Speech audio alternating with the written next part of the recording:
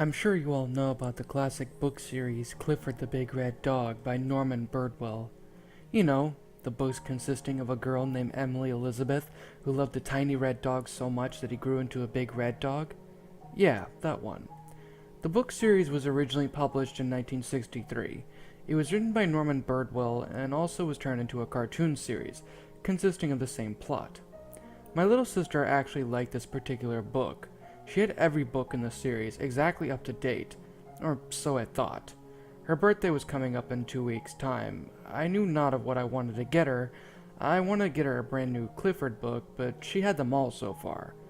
There wasn't one that she didn't have.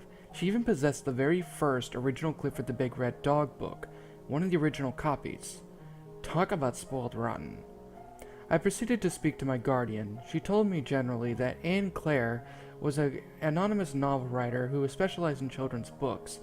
She went by the name of Dren Cooper. Dren, what a strange name. But what does this have to do with your sister's birthday? I only have 2 weeks left. She then spoke about how Aunt Claire had been driven to insanity. Your Aunt Claire was a possessive child.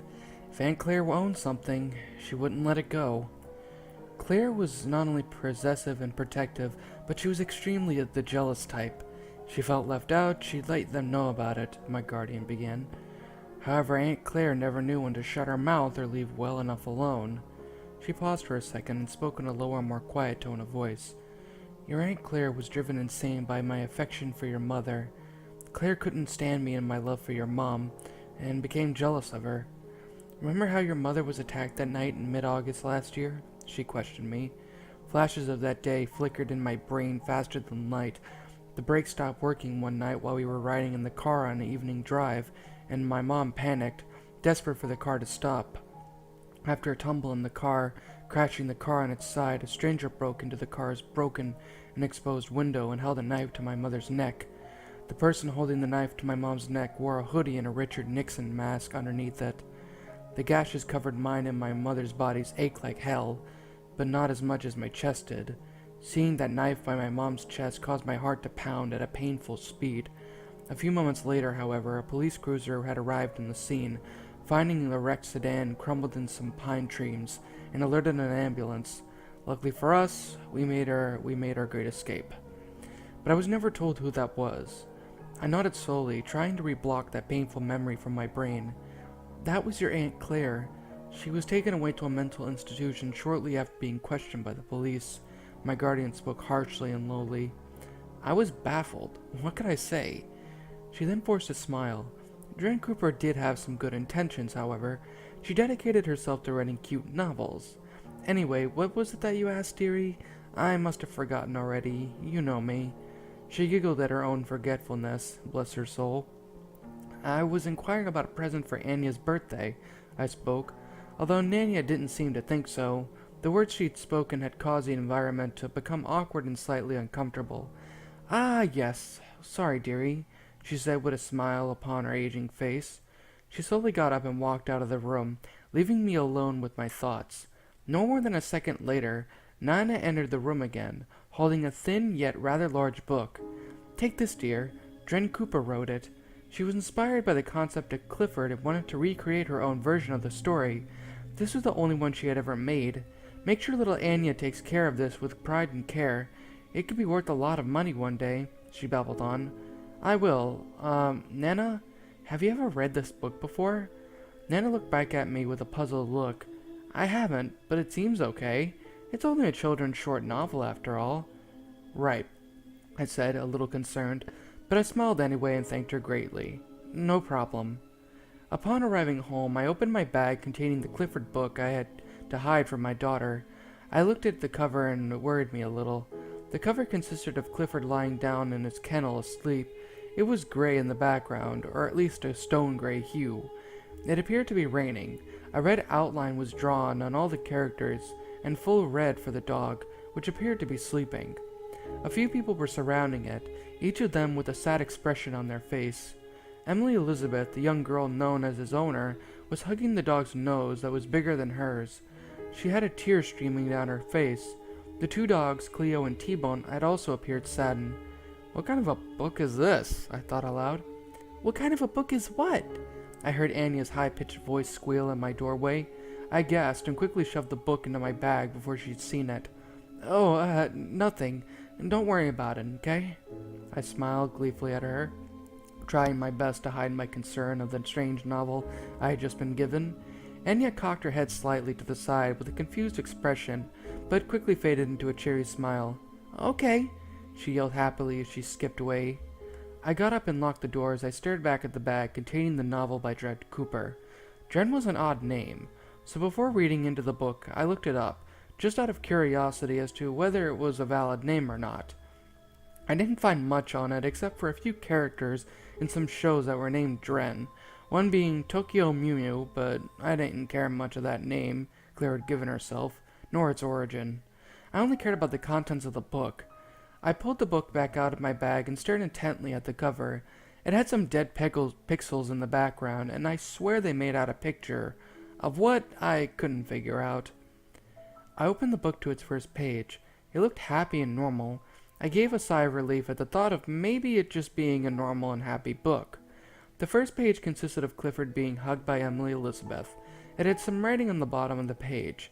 As it was a picture book, it didn't have many words, about a sentence or two per page, really.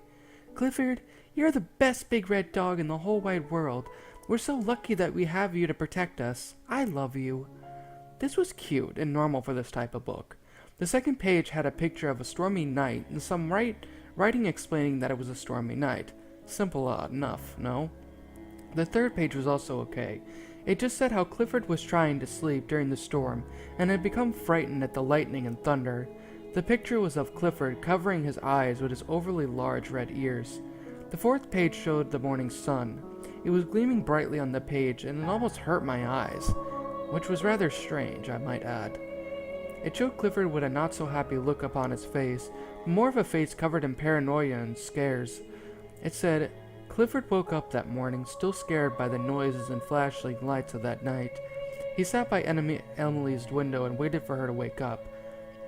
The fifth page showed Emily yawning and the bottom describing how she giggled at Clifford's face and how worried he looked. Don't worry, boy. The thunderstorm's gone now. Look how nice it is. Clifford didn't seem secure still, but he tried to brush it off. The next page consisted of the two local dogs, Cleo and T-Bone, smiling up at Courage, telling him to come and play in the big wooden house they had found. Page 7 showed the three dogs in a large wooded surrounded area. It looked like an empty house. Clifford, Emily said how she was worried about how scared you were, and how about sleeping here for the night? It's big, and you'll fit in it, and your nose won't get it wet at all like in your kennel. It'll be okay in here, I'm sure, the little purple dog had said. The writing was in purple to represent who was speaking. Page 8 consisted of Clifford lying down in a large wooden building with his eyes closed peacefully. It simply said, Clifford slept well that night. I was reluctant to turn the next page. A bad feeling in my gut arose as I got worried at what was coming up next. Curiosity killed the cat as I turned the next page to see a building on a slight angle with tiers of lightning in the air behind it. At the bottom it said, the lightning was closed to Birdwell Island. Now I was getting worried. Get a grip, you moron. It's just a stupid children's book. I cursed at myself for being childish. Written by a psycho, and, I shook my head at the thought of who wrote it and turned the next page. The book's not half bad anyway, considering what I was expecting. My thoughts of this being an ordinary children's book were shattered when I saw the large wooden shed-like building being struck by lightning. It no longer was a cartoon novel. Either Dren stepped up her game in those drawings and colors of hers, or that was a real photograph. What? I questioned aloud to myself. What the bloody hell is this? Page 10 was an image of the shed in pieces and a large red paw hanging from under the rubble. Clifford got hurt that night in his new home, was all the text said. The next page showed some police officer Pete standing by what was no longer rubble, but the lying body of a large red creature. It didn't show what happened. It just had a large silhouette of the man attempting to hide the body of the unfortunate soul. Page 12 almost had me vomit as it showed a lifelike body of a dog's body being cut open. It was in black and white and extremely realistic, as though it was an actual dog. No. I mumbled to myself as I clutched my head. That wasn't Clifford. That was a photograph. It was my Labrador from 2 years ago. She went missing one day, and the police said she had been found, ran over in the middle of the road of what seemed to be by a motorbike. I knew that was her. I recognized Laura from anywhere. There was no way in hell that was a drawing, or even Clifford for that matter. Tears streamed down my eyes as I turned to page 12 to see what was on the last page. To my surprise, it was the same picture as the cover, but instead of the title, Clifford the Big Red Dog, it read, Clifford the Big Dead Dog, in a bone-chilling red. It also looked closer to the final picture, however it was not the exact same one. Emily wasn't hugging her dog, however, she was there in the background. Looking past Jetta and Charlie, behind them was a tree, and a familiar blonde-haired girl wearing a pink top, black skirt, and striped knee-high socks was a hanging Emily. Her body was limp and lifeless. She wasn't much more than a silhouette, but it chilled me to the bone, no pun intended. I put the book back in my bag and went out. I went to go buy Anya a cute charm bracelet. It was worth all the money I had, as I originally wanted to save it up, but I couldn't give her that thing, nor did I have any other present for her. I never looked at that Clifford the same way again. I can't stand to watch the program or pick up any other book. I tore up that copy using a paper shredder, the only copy that ever existed. The only time I'll ever see it now is in my nightmares.